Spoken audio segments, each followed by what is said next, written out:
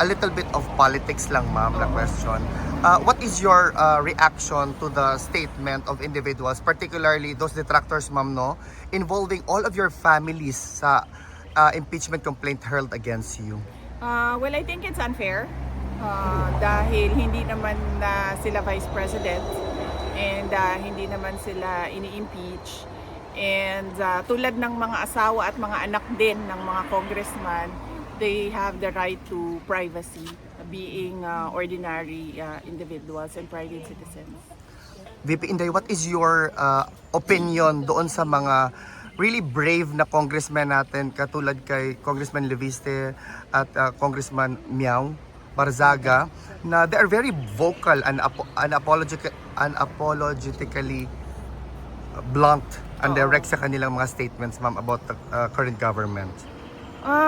Well, pareho tayong lahat ng nararamdaman tulad ng mga nararamdaman nila at we applaud their courage to speak up kahit na alam nila na babalikan sila ng administrasyon kung hindi man in cases posibleng mga threats or mga iba pang pananakot. VP, a lot of Filipinos are saying that there's a lot of mind conditioning right now being put on different social media platforms to confuse the Filipinos about your hard work as a government official, ma'am.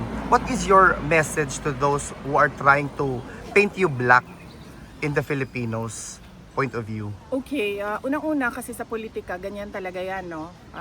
Lalo pati sa run-up to the 2028 presidential elections na alam naman natin na lahat na sabi ko nga presumptive candidate na ako and ang politika ay madumi talaga yan. Sabi nga ni PRD noon paulit-ulit yan sa Davao City, sabi niya ang style ng karamihan o maraming mga politiko ay you paint your enemy black so that you appear white. So that pag mukha siyang madumi, mukha kang malinis kahit hindi naman totoo ikaw na malinis, no? So yan yun, una, madumi talaga ang politika. Pangalawa, kailangan maging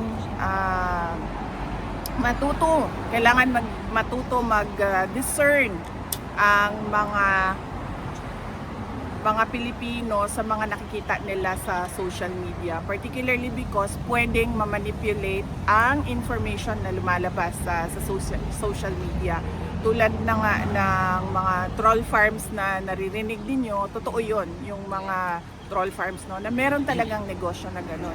At meron din talagang negosyo na nagpapalabas ng information, whether true or not, pero yun yung business ng kumpanya ang magpalabas ng mga information. Ganon nga yung niyan, objective niyan, parang magpapalabas sila na say for example, this is a popular sentiment or this is an unpopular sentiment.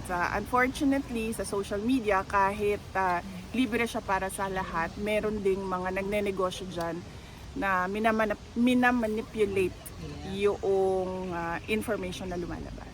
Ma'am,